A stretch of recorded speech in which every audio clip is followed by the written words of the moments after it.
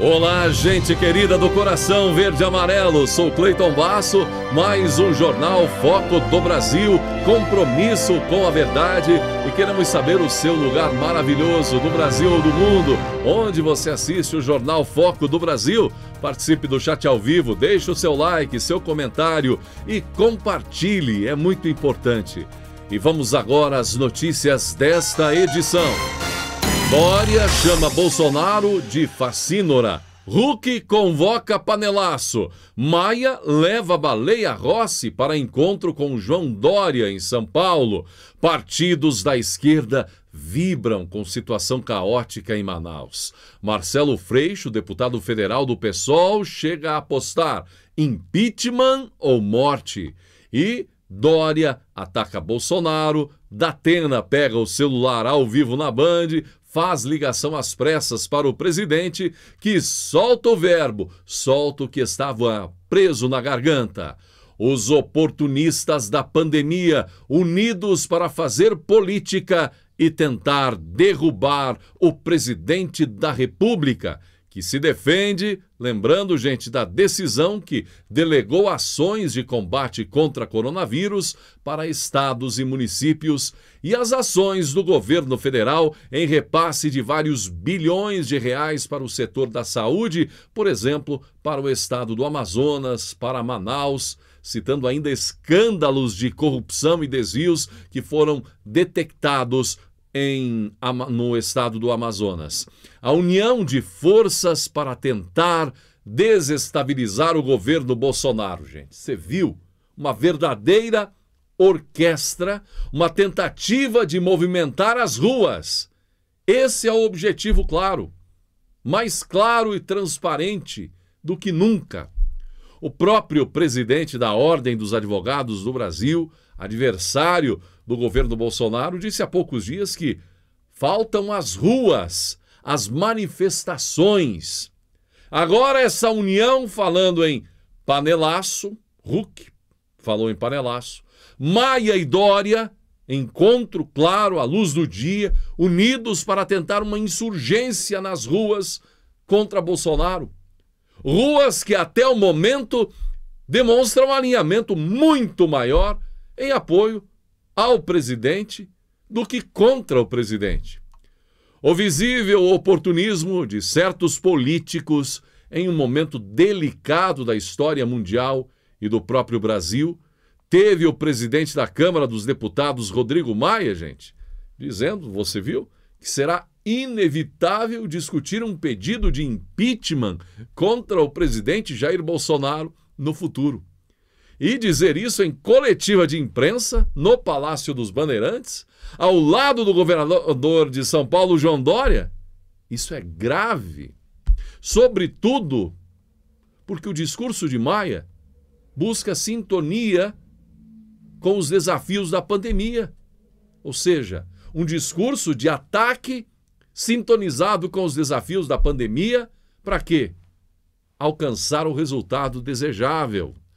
João Dória não perdeu tempo também em seu discurso político, procurou colar a crise em Manaus ao presidente Jair Bolsonaro. E veja como é um clamor político dos interessados em formar força para desestabilizar o governo Bolsonaro e tudo direcionado à disputa nas eleições em 2022. Aí o presidente, vendo toda a articulação de opositores crescendo, reagiu e teve uma oportunidade no horário do Datena.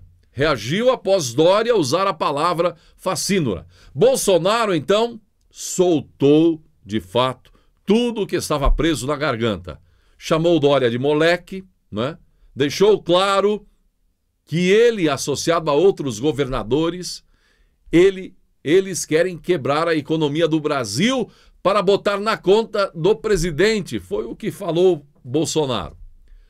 Agora, olha, que isso parece sim uma tentativa orquestrada, sincronizada de alguns artistas aí da política para bater na mesma tecla. E Dória foi claro. Está na hora de termos uma reação a isso, da sociedade civil, dos brasileiros, da população, do Brasil, da imprensa, do Congresso Nacional, de quem puder ajudar. Que ajuda aí do Felipe Neto? João Dória? Seria isso? Já Bolsonaro, no programa do Datena, lembrou de que foi impedido pela Justiça para participar plenamente do combate para as ações contra a Covid, numa determinação que abriu para os estados e municípios delegações, ações na pandemia. Eu agora mereço um processo de impeachment, disse o presidente, porque estou ajudando o estado do Amazonas e eu estou proibido de agir nas causas voltadas para a Covid. Eu agora estou passível em crime, sim, por estar ajudando o estado do Amazonas, disse Bolsonaro, sobre as ações emergenciais que o governo federal está fazendo para ajudar Manaus, envio de oxigênio, aviões da FAB, transporte de equipamentos, um hospital de campanha, enfim. O presidente rebateu críticas do governador Dória sobre a condução presidencial do governo federal na crise do coronavírus. Palavras de baixo calão, coisa de irresponsável. João Dória está morto politicamente em São Paulo, não sai na rua, está num desespero tentando me atingir. Fechou São Paulo e foi para Miami, disse Bolsonaro, que ainda levou duas palavras muito conhecidas nas redes para o ar, ao vivo na TV. Calcinha apertada. E sobre Maia, o presidente desafiou o presidente da Câmara dos Deputados a apresentar o embasamento para um dos mais de 60 pedidos de impeachment que foram apresentados na Casa Legislativa contra o chefe do Executivo. Os pedidos, você já pode imaginar de onde foi a origem. São originários de quais partidos? PT, não é? PSOL, que mais? Deve ter uma quantidade tremenda de participação vermelha por ali. Ficam falando em impeachment o tempo todo, 40 processos de impeachment. Rodrigo Maia, mostre o teor, porque querem o meu impeachment. Não é por corrupção, senhor Rodrigo Maia. Eu não estou denunciado, eu não estou na planilha da Odebrecht, afirmou o presidente durante a entrevista da Datena. E aí a fúria, certamente, da oposição aumenta muito. Está claro, não tem como acusar o presidente de corrupto, não tem como derrubar o presidente por corrupção. É de se imaginar como isso irrita a oposição. Já Maia foi para a imprensa e no mesmo programa do Datena, ele, de maneira morna, característica dele, né? Não a característica de quem esteve há poucos minutos antes, em uma reunião pública no Palácio dos Bandeirantes, com Dória, fazendo muitas acusações, pancadaria generalizada contra o presidente da República. Na televisão, Maia foi diferente. Fez de conta que não sabia, uma maneira morna, seu estilo aí para até evitar mais confusão. E ele acusou Bolsonaro por aquilo que ele, como presidente da Câmara, não fez. As reformas, o andamento de muitas situações, não citou, não lembrou e colocou na conta do presidente as medidas provisórias que caducaram, muitas que beneficiariam diretamente o povo brasileiro. E participando da orquestra dos oportunistas interessados na cadeira do presidente, ora, vejam só, Luciano Huck, que pretende ser candidato em 2022. Ele gravou um vídeo falando sobre panelaço, tipicamente algo de Globo, não é? Panelaço. E criticando as autoridades brasileiras pela situação caótica. É problema para todos os lados. Vou deixar claro mais uma vez, isso é consequência da irresponsabilidade e da ingerência da descoordenação, da negação da ciência e de todos os absurdos que a gente viu, ouviu e leu de como as autoridades brasileiras vêm tratando a crise da Covid-19. O que está acontecendo hoje no Amazonas poderia ter sido evitado, aproveitou Luciano Huck falando em panelaço, na mesma batida de Dória, Maia e petistas e outros da esquerda. Você, o que achou de tudo isso? Bolsonaro praticamente sozinho, com o apoio popular, o apoio dos brasileiros do coração verde e amarelo, de um lado, e do outro, com muitas críticas sendo recebidas, o Dória, apoio popular, o Huck, Maia e outros por aí, os petistas, né? O Freixo do PSOL e tantos outros tentando levantar uma onda agora e que o povo embarque nessa onda para tentar derrubar o presidente da República. Qual a sua opinião? Agora, se há uma coisa a se lamentar, de fato, inclusive aqui os sentimentos ao povo do estado de Amazonas, Manaus, os familiares das vítimas, de todo o Brasil de uma forma geral, é que tudo isso está sendo feito de uma forma desesperada, neste momento, porque temos eleições logo ali à frente. Como já falei, no ano que vem, está aí, teremos eleições. Então aproveita-se um momento de fragilidade nacional e esquece-se de muitas coisas, mas não de fazer politicagem. Que o Brasil possa estar em oração. É um momento delicado onde o equilíbrio, a paz, o bom senso precisa prevalecer. Não é porque temos aí à frente agora, no início de fevereiro, eleições para a presidência da Câmara, para dominar um poder, o Senado, que nós temos que aproveitar e fazer das oportunidades o oportunismo político. Esquecendo que temos famílias enlutadas, com muita dor no coração, não só em Manaus, mas no Brasil inteiro. Que Deus esteja iluminando o coração das nossas autoridades. Foram eleitos com o nosso voto. E que traga, sobretudo, paz para a tomada das decisões corretas em prol do povo brasileiro. E o presidente Jair Bolsonaro divulgou nas suas redes sociais os repasses do governo federal para Manaus, capital do Amazonas. De acordo com dados do portal da Transparência da Controladoria Geral da União, Amazonas e seus municípios receberam 8,9 bilhões de reais da União. Apenas Manaus recebeu 2,3 bilhões de reais. Sobre gastos diretos do governo federal no município, foram cerca de 475 mil reais. E benefícios aos cidadãos do município, 3,1 bilhões de reais. O presidente salientou isso em função das muitas críticas da oposição, sobretudo dos oportunistas de plantão, dizendo que o caos em Manaus seria culpa do presidente Jair Bolsonaro, do governo federal. O presidente também lembrou das situações difíceis envolvendo corrupção no estado do Amazonas. As suspeitas graves, desvios em compra de respiradores, as questões da incompetência e da corrupção em muitos estados brasileiros. Mais uma vez, a verdadeira culpa está aí, no cerne de sempre, a corrupção que envolve políticos no Brasil. Se o governo federal passa já agora de 2 anos sem escândalos de corrupção em muitos estados brasileiros, agora estamos vendo aí estados com problemas graves de corrupção envolvendo a compra, a aquisição de testes para a Covid-19.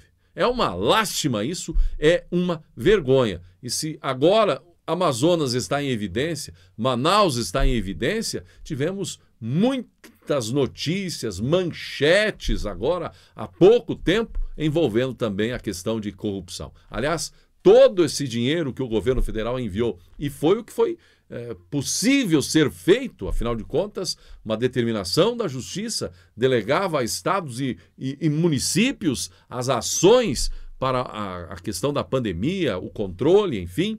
O governo federal, então, injetou recursos, dinheiro, e os estados e municípios, muitos casos de corrupção neste país, envolvendo justamente o setor tão delicado, a saúde. E querem culpar o governo federal.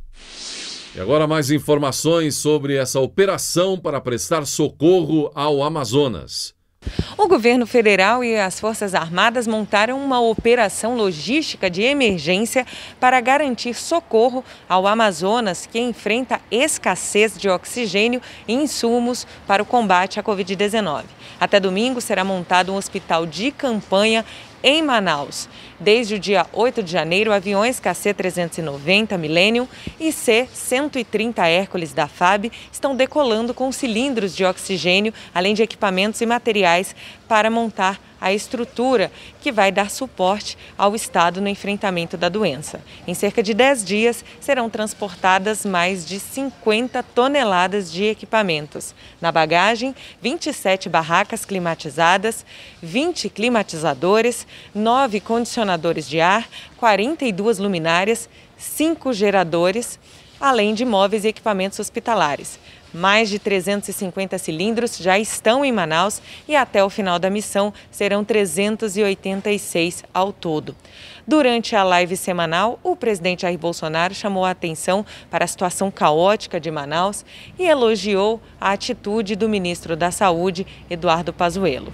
O deputado federal Marcelo Ramos, do PL do Amazonas, disse a Reuters que o governo brasileiro pediu ajuda aos Estados Unidos para que disponibilizem um avião militar que permita o transporte de oxigênio para Manaus. Pelas redes sociais, muita gente questionando os escândalos envolvendo dinheiro público enviado pelo governo federal para o estado do Amazonas para o combate à Covid-19 em 2020, mas que tiveram destinos duvidosos, como a compra de respiradores inadequados para o uso em loja de vinho por um valor 316% mais caro do que o preço médio de mercado. Investigações da Polícia Federal e do Ministério Público envolvendo governador e vice em acusações de desvios de recursos da saúde e a prisão da secretária de saúde do estado em junho de 2020 também foram destaque entre os internautas. Está aí a internet como um recurso de memória para os brasileiros, né? As coisas acontecem por aqui, tem acontecido cada vez mais rápido e as pessoas acabam esquecendo, mas a internet está aí para não deixar ninguém esquecer. De Brasília, Andréia Luiza Matias. E vimos também as manifestações sobre Manaus do vice-presidente Hamilton Mourão. Na mesma linha do presidente Bolsonaro, Mourão disse que o governo está fazendo além do que pode. O governo está fazendo além do que pode dentro dos meios que a gente dispõe, disse Mourão. Você não tem como prever o que ia acontecer com essa cepa que está ocorrendo em Manaus, totalmente diferente do que tinha acontecido no primeiro semestre, argumentou o vice-presidente. E teve a deputada Carla Zambelli também opinando sobre essa questão de Manaus. Não consigo ficar em silêncio diante da esquerda e a imprensa desvirtuar a origem do problema de Manaus. A responsabilidade é de quem roubou o recurso enviado pelo governo federal. Isso sim é genocídio no sentido da palavra, assassinato em massa, postou Carla Zambelli. E com atrasos na liberação das 2 milhões de doses da vacina de Oxford produzidas na Índia, o Ministério da Saúde enviou ao Instituto Butantan um ofício no qual pediu a entrega imediata das 6 milhões de doses importadas da vacina contra a Covid-19. Solicitamos os bons préstimos para disponibilizar a entrega imediata das 6 milhões de doses importadas e que foram objeto do pedido de autorização de uso emergencial perante a Anvisa, diz o documento. Ressaltamos a urgência na imediata entrega do quantitativo contratado e acima mencionado, tendo em vista que este ministério precisa fazer o devido loteamento para iniciar a logística de distribuição para todos os estados da federação de maneira simultânea e equitativa, conforme cronograma previsto no Plano Nacional de Operacionalização da Vacinação contra a Covid-19, diz o restante do comunicado do Ministério. E pois é, gente, agora aparecendo uma série de outros candidatos aí na eleição da Câmara e do Senado. O Alexandre Frota, do PSDB de São Paulo, também é candidato. O que você achou da candidatura de Frota. E Frota garantiu que, se for eleito presidente da Câmara, será para tentar o impeachment de Bolsonaro. Alexandre Frota será candidato avulso. E além de Frota, tem mais nomes sendo anunciados. Novidades na corrida à presidência da Câmara dos Deputados?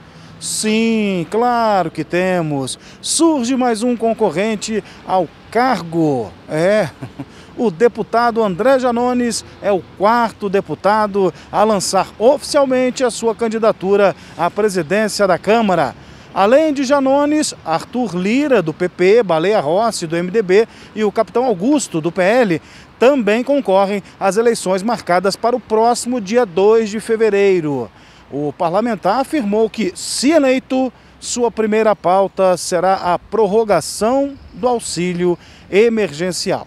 Segundo ele, o Brasil não está quebrado e tem condições sim de estender o prazo para atender o povo brasileiro que carece dessa ajuda. André Janones destacou que sua candidatura é a primeira com o perfil popular, e cobrou que os parlamentares escutem o povo brasileiro. Como assim? Eles não são os nossos representantes? Não fomos nós que colocamos os nobres aqui no poder e eles não nos escutam? Me poupe, né? Janones afirmou ainda que vai pautar todas as matérias de interesse da população, olha aí, mesmo os projetos que ele próprio for contrário. Portanto, a corrida à presidência da casa ganha mais um pretendente.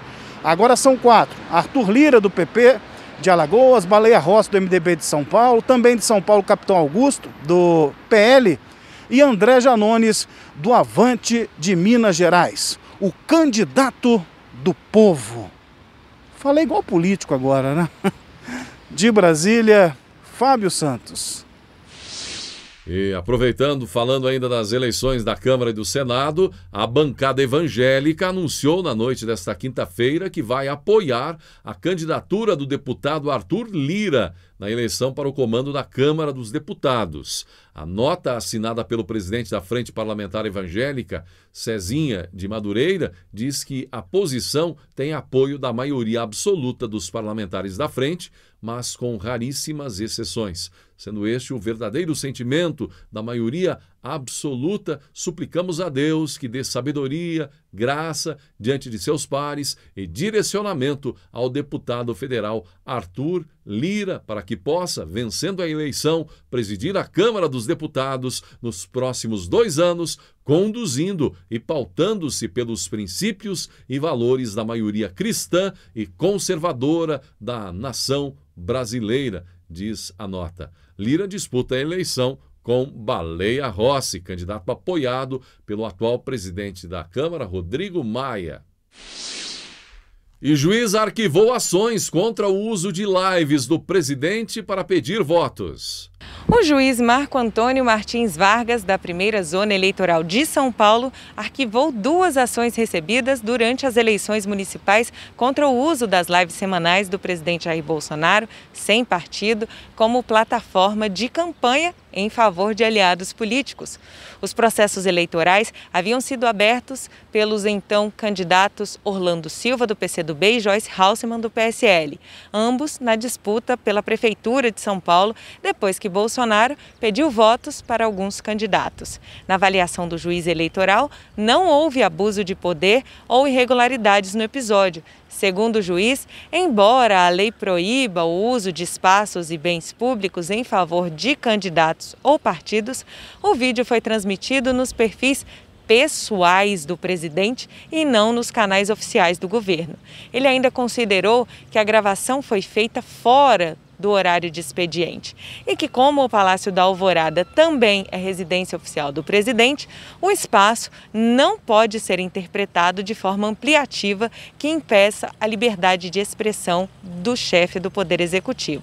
Lembrando que Joyce Hasselmann, que foi eleita em 2018 na onda Bolsonaro, chegou a dizer durante a campanha de 2020 que Bolsonaro não era ninguém, que bateu na porta dela pedindo ajuda dando a entender que ela fez de Bolsonaro um fenômeno de votos. Joyce foi eleita deputada em 2018 com mais de 1 milhão de votos e em 2020, para a Prefeitura de São Paulo, não conseguiu 100 mil votos.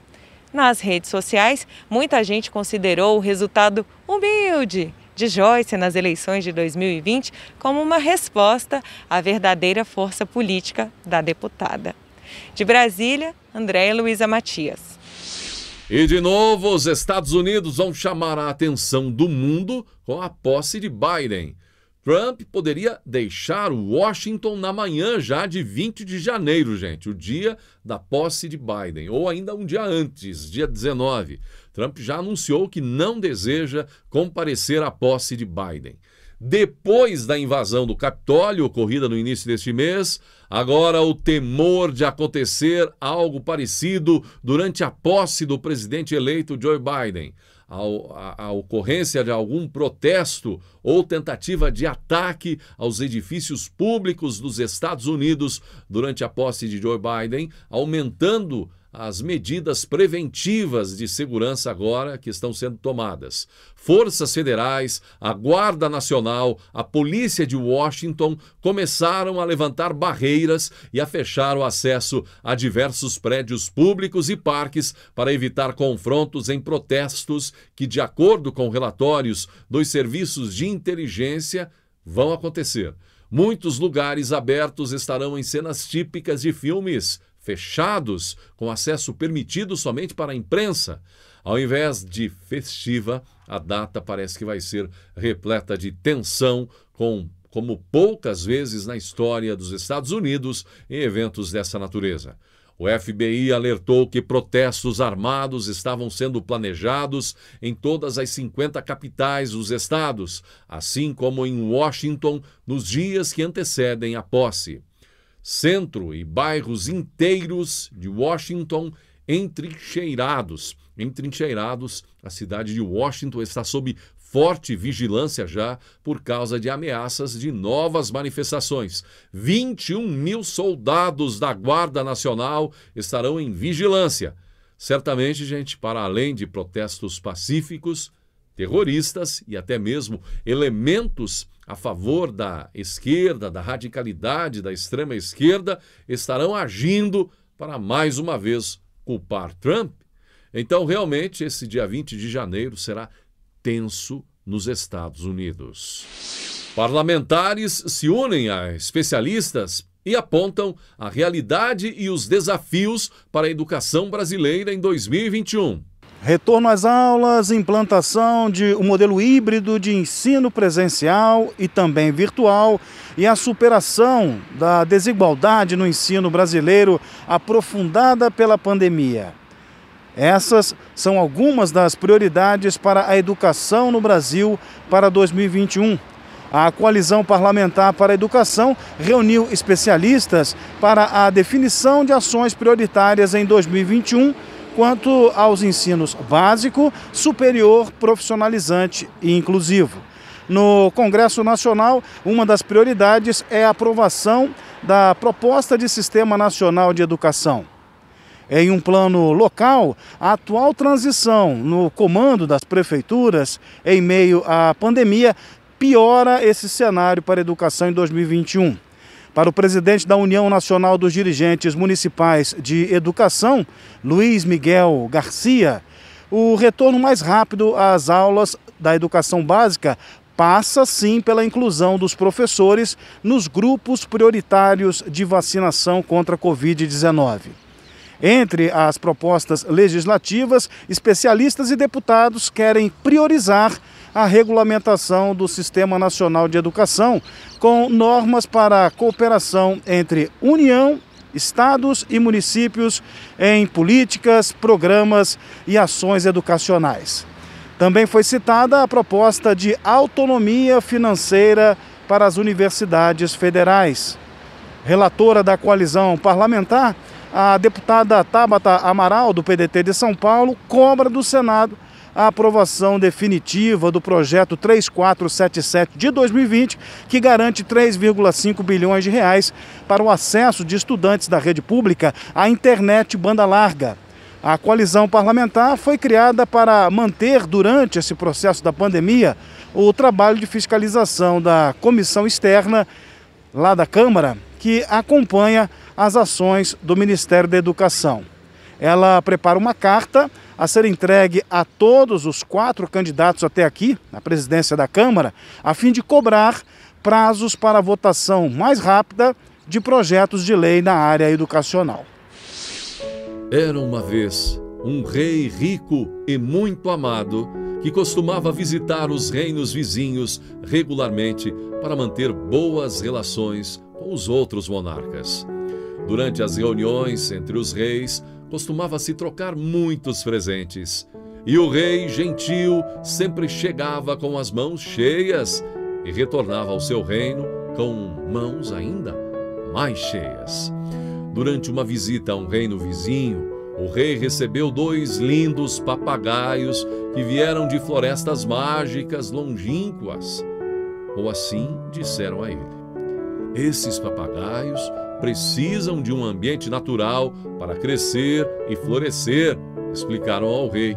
Então, quando ele retornou ao seu reino, ele criou um enorme jardim com vegetação paisagística, lagos claros e cachoeiras enormes. À medida que o tempo passou, os papagaios cresceram e um deles começou a voar ao redor do jardim regularmente. Mas o outro papagaio permaneceu no mesmo galho desde seu primeiro dia no jardim, recusando-se a sair de lá. O rei convidou milhares de treinadores de papagaio profissionais de todo o reino e dos reinos vizinhos, e eles fizeram o seu melhor para fazer o papagaio preguiçoso voar. Mas não importava o que eles tentavam, o papagaio não se movia.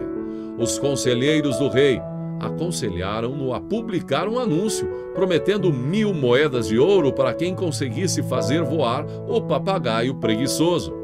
O rei concordou e foi exatamente isso que ele fez.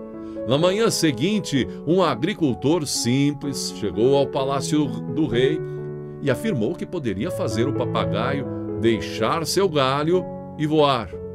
O rei estava muito desconfiado e cético, pois ele não acreditava que um simples camponês poderia saber mais sobre papagaios que os treinadores reais.